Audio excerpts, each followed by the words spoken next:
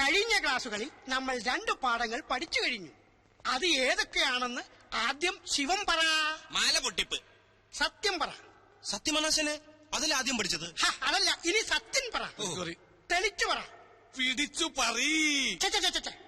അപ്പോ MTS course നിങ്ങൾ വിജയകരമായി പൂർത്തിയാക്കിയിരിക്കുന്നു. Master of astrological studies. കളവ്, ചതി, പിടിച്ചുപറി, കിഡ്നാപ്പിംഗ് എന്നീ മേഖലകളിൽ നിങ്ങളുടെ പ്രാവീണ്യം തെളിച്ചു കഴിഞ്ഞിരിക്കുന്നു. ഇനി നിങ്ങൾക്ക് ധൈര്യമായി ഫീൽഡിൽ ഇറങ്ങാം. അവസാനമായി എനിക്കൊന്നേ പറയാനുള്ളൂ, കളം ഏതായാലും കളവ് നന്നായാൽ മതി. Good bye. ഇനി നമുക്ക് പിരിയാം. സത്യ, ശിവ, നിങ്ങൾ എന്നെ ഇട്ടേച്ച് പോവുകയാണോ? എന്റെ ശിക്ഷകണങ്ങളിൽ ഏറ്റവും മിടുക്കന്മാരാണ് നിങ്ങൾ. ഈ സ്ഥാപനം ഇനി നടത്തേണ്ടത് നിങ്ങളാണ്, അല്ല നമ്മളാണ്. സത്യൻ, ശിവൻ, സുന്ദരൻ എന്ന പുണ്യനാമത്തിൽ നമ്മൾ ഇനി അറിയപ്പെടും. ഓക്കെ. കനകത്തിന് കവിത നിറയും കലവറ. ചുങ്കത്ത് പ്രിൻസ് ജ്വല്ലേഴ്സ്. ഹായ് കിച്ചു. നിക്കുന്നേ, എങ്ങോട്ട് വലിയ തിരക്കില്ല. അല്പം തിരക്കുണ്ടോ? നിക്കുന്നേ, എന്താ ഭാര്യയോട് പിടക്കാണോ?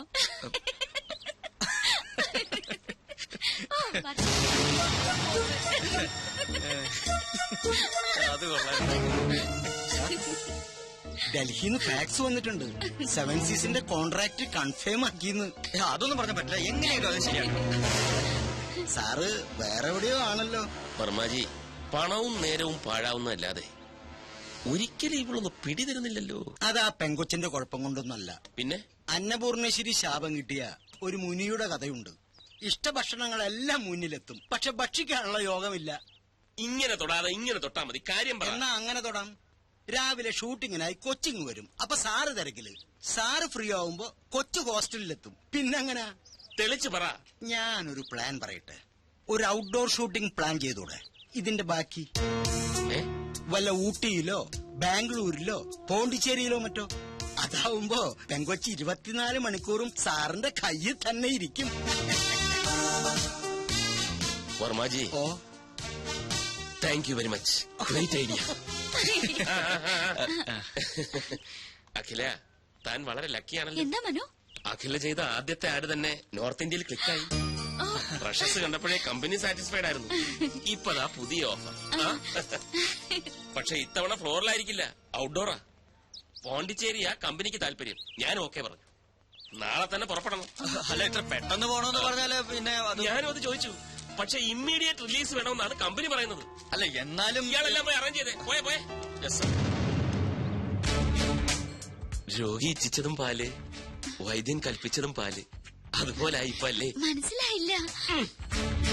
ഒഴിവ് കിട്ടുമ്പോ അഖിലയും കൂട്ടി ഒരു ട്രിപ്പ് അടിക്കാമെന്ന് 2 ദിവസമായി ഞാനും ആലോചിക്കായിരുന്നു. അഖിലയ്ക്കും ഒരു ചേഞ്ച് ആവുമല്ലോ. ദാ ഇപ്പൊ അതും ഒത്തു. മനസ്സിലായില്ലേ? അതായത് ട്യൂബ്ലൈറ്റ് ആണ്, ട്യൂബ്ലൈറ്റ്. നിനക്കിത് എന്തിന്റെ സൂക്കേടാക്കിച്ചു? എടാ, കനകമൂലവും കാമിനി മൂലവുമാണ് മനുഷ്യന്റെ സമനില തെറ്റുന്നെന്ന് പറയുന്നതിന്റെ ലേറ്റസ്റ്റ് തെളിവാണ് നീ. അവളുടെ പാട്ടിന് വിട്ടങ്ങനെ എത്ര തവണ ഞാൻ നിന്നോട് പറഞ്ഞു. ദേ, അങ്ങോട്ട് നോക്കിയേ, അത് കണ്ട.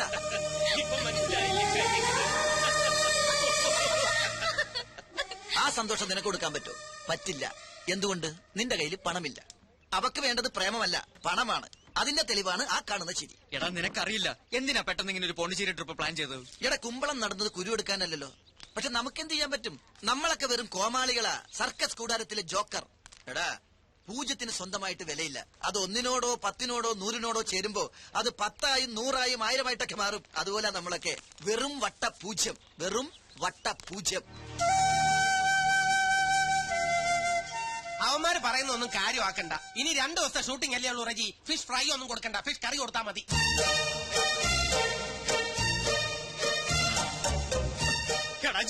എന്താ നീ അറിഞ്ഞ എന്ത്? ഔട്ട്ഡോർ ഷൂട്ടിങ്ങിനായിട്ട് മനസ്സാറ് പോണ്ടിച്ചേരിക്ക് പോകണു. അതെ, പോണ്ടിച്ചേരിക്ക് പോകുന്നു. ഒപ്പം കുറെ മോഡൽസ്. ഇതും പറഞ്ഞതല്ലേ, നിനക്കെന്താ വട്ടായ? പക്ഷെ രഞ്ജി ചേച്ചി പോകുന്നില്ല. എടാ, ഇതിന്റെ ഇടയിൽ രഞ്ജി ചേച്ചി എങ്ങനെ വന്നു? എടാ മണ്ട, ബാല് പുറകിലുണ്ട്. ഓ, രഞ്ജു ചേച്ചി ഔട്ട്ഡോർ ഷൂട്ടിങ്ങിനായി മനസ്സാറ് നാളെ പോണ്ടിച്ചേരി പോകുന്നു. ഒപ്പം കുറെ മോഡൽസും. അതിനിടെ രഞ്ജു ചേച്ചി എന്തിനാ? എടാ ജീവ, എന്നാലും മനസ്സാറ് മോഡൽസ് മാത്രം രഞ്ജു ചേച്ചി എങ്ങനെ പറഞ്ഞു? അതൊക്കെ മനസ്സാന്റെ പേഴ്സണൽ കാര്യങ്ങളല്ലേ.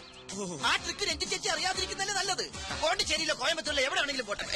കോയമ്പത്തൂരല്ല, പോണ്ടിച്ചേരി. പോണ്ടിച്ചേരി എന്ന് പറയുമ്പോ പോണ്ടിച്ചേരിയിലേക്ക് പോകുമ്പോ അയാൾ പോയി പോട്ടെ. കേട്ട് കാണൂല്ലേ? കേട്ട് കാണും. അപ്പൊ ഇനി കഥ മാറും, ക്ലൈമാക്സും മാറും. നീ എന്താടാ എന്നെ വിളിച്ചത്? ജോക്കർ അല്ലേ? ഇപ്പൊ മനസ്സിലായോ ഈ ജോക്കർ വിചാരിച്ചാൽ കളി കൊഴുപ്പിക്കാനും കുഴപ്പിക്കാനും പറ്റുമെന്ന്? സമ്മതിച്ചിരിക്കുന്നു. അപ്പൊ മനസ്സാറിന്റെ പോണ്ടിച്ചേരി പദ്ധതി ഗോവിന്ദ. എന്താടാ? ഒരു സ്വപ്നം കണ്ടതാ.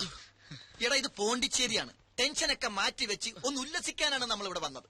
അതിന്റെ ഇടയിലെ നട്ടുച്ചക്കൊരു സ്വപ്നം കാണല്. ഞാനും കണ്ടു സുന്ദരമായ ഒരു സ്വപ്നം.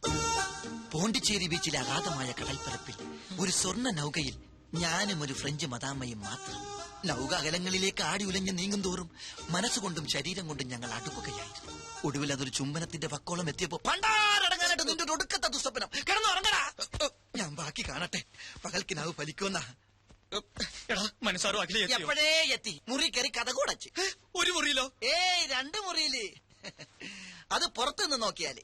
അകത്താണെങ്കിലോ രാത്രി കൂടുവിട്ട് കൂടുമാറാൻ ഇടയ്ക്കൊരു മരവാതിൽ മാത്രം. മരവാതിലോ എന്ന് വെച്ചാ? ആശാരിമാര് മരം കൊണ്ട് പണിയുന്ന വാതിലാണ് മരവാതിൽ എന്ന് പറയുന്നത്. എടാ, മനസ്സാറിന് അകലെ കാണാൻ പുറത്തിറങ്ങണ്ട. അകത്തൂടി തന്നെ ഒരു പൊനാങ്കി വാതിലുണ്ടെന്ന് അർത്ഥം. അല്ല, ഈ വാതിലില്ലാത്ത ഞാൻ ആ സ്വപ്നം ഒന്ന് ഫിനിഷ് ചെയ്തോട്ടെ പ്ലീസ്.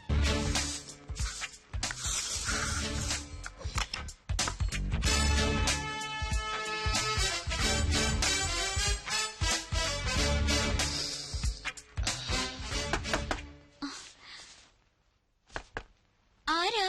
ഈ വാതിലിൽ വേറെ ആരും മുട്ടാൻ? ഞാൻ തന്നെയാ മനു. വാതിൽ തുറക്ക. എന്തിനാ? ഇതെന്ത് ചോദ്യം? നമുക്കിടയിൽ എന്തിനാ ഒരു മറ? നമുക്കെന്തായാലും സംസാരിച്ചിരിക്കാം. തുറക്ക് തുറക്ക് തുറക്ക്. എനിക്ക് ഉറക്കം വരുന്നു മനു. ഞാൻ കിടന്നു കഴിഞ്ഞതാ. നമുക്ക് നാളെ സംസാരിക്കാം. അപ്പൊ അതൊന്നും പറഞ്ഞാൽ പറ്റത്തില്ല. നാളത്തെ ഷൂട്ടിങ്ങിന്റെ കാര്യം പറയാനാ. ഉറക്കമൊക്കെ ഞാൻ മാറ്റിത്തരാം. ദേ, ഞാൻ 10 വരെ എണ്ണും. അതിനു മുമ്പ് തുറന്നിരിക്കണം. ദേ, ഞാൻ എണ്ണാൻ തുടങ്ങുന്നു.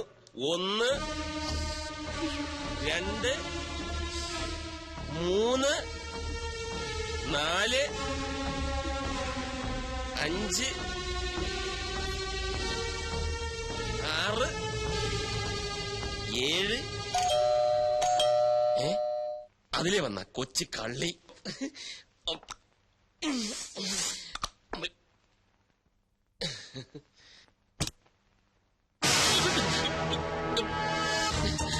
നീ ഇവിടെ? വെൽക്കം. Thank you. ഞാൻ ഒറ്റയ്ക്കല്ല. പിന്നെ ഞാനും ഉണ്ട് അളിയാ. ആദ്യം ബാലുവേട്ടനോട് താങ്ക്സ് പറ. എന്തിന്? ഇത് ബാലുവേട്ടന്റെ ഐഡിയ അല്ലേ മനുവേട്ടൻ ഒരു സർപ്രൈസ് തരാൻ? ഓ, നിന്റെ ഐഡിയ ആയിരുന്നല്ലേ? താങ്ക്സ്.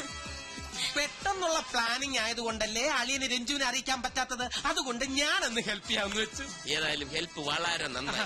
അപ്പൊ എല്ലാം പക്കയല്ലേ? ഇനിയിപ്പൊ നിങ്ങളായി, നിങ്ങളുടെ പാടായി. ഞാൻ എന്റെ റൂം ഒന്ന് ശരിയാക്കട്ടെ. ഹാവ് എ നൈസ് ടൈം അളിയാ. വളരെ ഹാപ്പിയാ. ഓക്കേ. ഇതുകൂടെ വെച്ചേക്കേട്ടോ. പൂവർ അളിയൻ.